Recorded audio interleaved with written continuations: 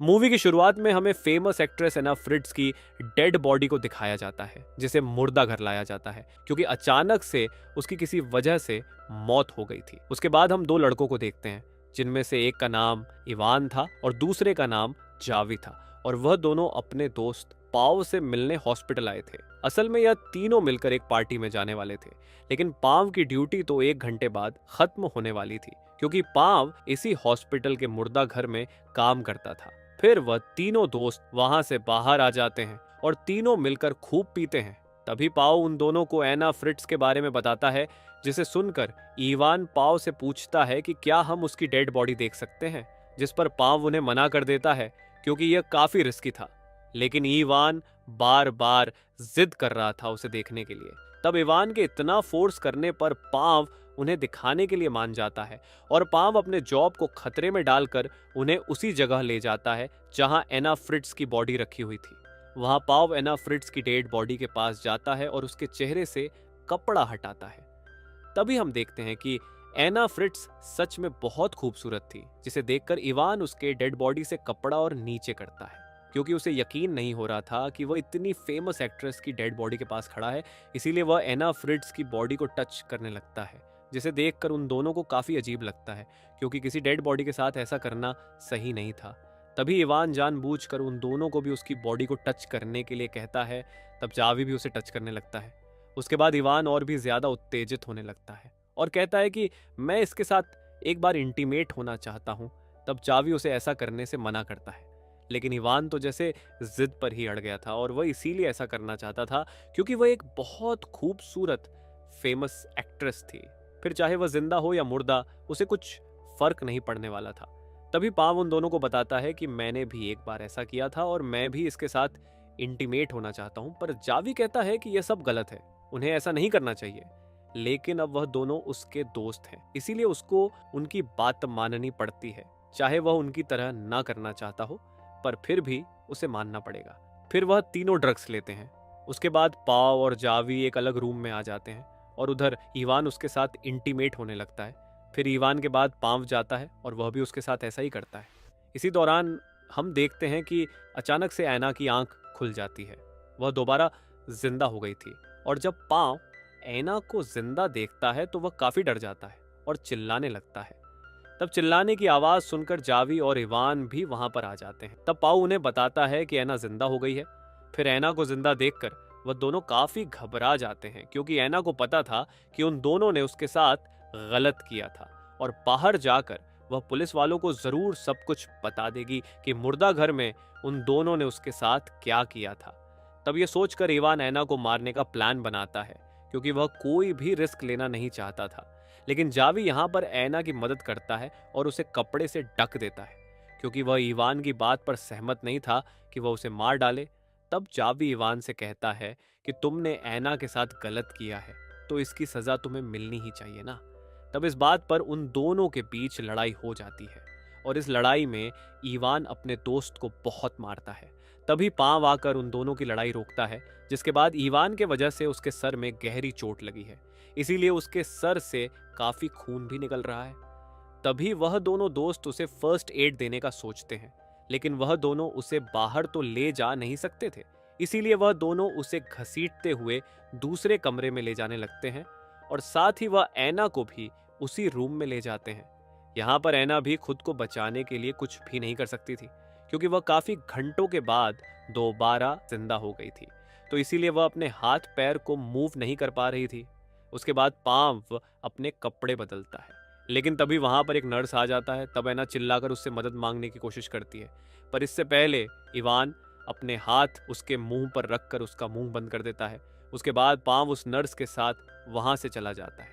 तब इवान देखता है कि उसका दोस्त जावी अब मर चुका है, जिसे देखकर वह काफी परेशान हो गया था। फिर थोड़ी देर बाद जब पांव वापस आता है तो उसे भी पता चल जाता है कि जावी मर चुका है, जिसे देखकर वह काफी रोने लगता है। तभी इवान उसे तसल्ली देता है कि इसमें हमारी कोई गलती नहीं है, यह सिर्फ एक हादसा था। तब ऐना कहती है कि तुम्हें इस सब के लिए सजा जरूर मिलेगी, जिसे सुनकर इवान पांव को बाहर लेकर आता है और उससे कहता है कि अगर हम पकड़े गए तो हमारी लाइफ और करियर सब कुछ बर्बाद हो जाएगा, इसलिए हमें जावी की डेड बॉडी को कहीं पर छुपाना होगा और साथ ही एना फ्रिट्ज को भी जान से मारना होगा। फिर एना खुद को स्ट्रेचर से नीचे गिराती है और जावी के पॉकेट से मोबाइल निकालकर किसी को मदद के लिए कॉल करने की कोशिश करती है। लेकिन तभी इवान और पाव वहां पर आ जाते हैं और उससे मोबाइल छीन लेते हैं। तब इवान देखता है कि उसने किसी को कॉल कर दिया है, लेकिन उनकी बात नहीं हो पाई। अब वह दोनों उसे किसी दूसरी जगह ले जाने लगते हैं।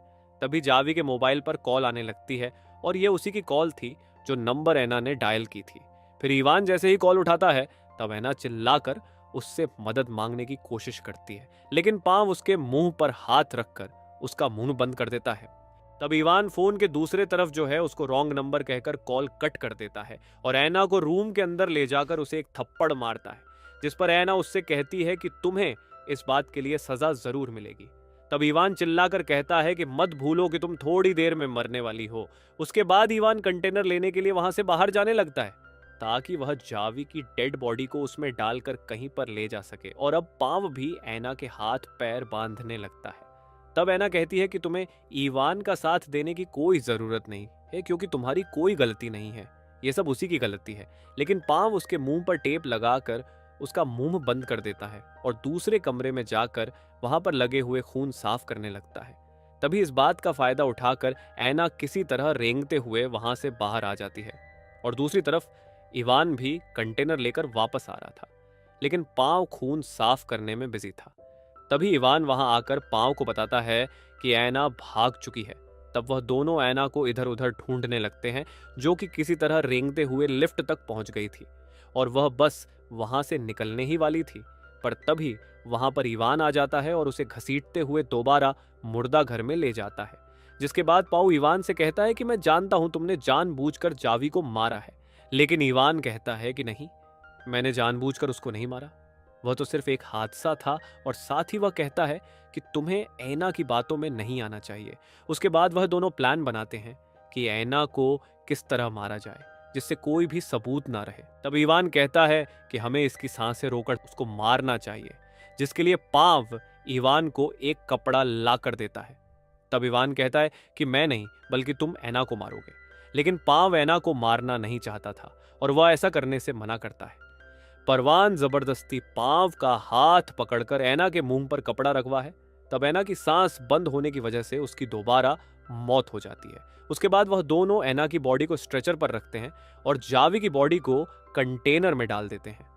फिर इवान उस कंटेनर को लेकर वहां से बाहर जाता है और बाहर जाकर जावी की बॉडी को एक जगह पर फेंक कर वापस आने लगता है और उधर पाव भी ऐना की बॉडी को अच्छी तरह साफ करके वहीं रख देता है, जिसके बाद वहां से जाने ही वाला था। लेकिन जाने से पहले वह ऐना के मुंह से कपड़ा हटाता है। तब वह देखता है कि ऐना अभी भी जिंदा है और वह सिर्फ मरने का नाटक कर रही थी। तभी पाव ऐना से कहता है कि तुम बिल्कुल चुप रहना, जिसके बाद ईवान भी मुर्दा घर में वापस आ चुका था और फिर वह दोनों वहां से जाने लगते हैं। तब इवान जाने से पहले अपना वॉलेट चेक करता है, लेकिन उसमें उसका आईडी कार्ड नहीं था। तब इवान अपना आईडी कार्ड लेने के लिए वापस मुर्दा घर में जाने लगता है और यहाँ पर पाव उसे रोकने की काफ़ी कोशिश करता है, लेकिन वह नहीं रुकता और मुर्दा घर के अंदर आ जाता है। तभी वह भी देख लेता है कि ऐना अभी भी जिंदा है। तब ऐना को जिंदा देखकर इवान पाव पर काफ़ी गुस्सा करता है और वह उसका गला घोंटने लगता है। लेकिन तभी पीछे से ऐना एक कैंची से इवान के गले में 2 बार भोंक देती है, जिससे उसका गला कट जाता है और वहीं पर तड़पते हुए मौत हो जाती है। तब ये देखकर पाव ऐना को कहता है कि ये तुमने क्या किया। तभी ऐना पाव को भी छुरा भोंक कर उसे भी जान से मार देती है और इसी के साथ ये फिल्म यहीं पर खत्म हो जाती है। अगर वीडियो पसंद आई तो लाइक कर देना, चैनल को सब्सक्राइब कर देना। मिलते हैं अगली वीडियो में।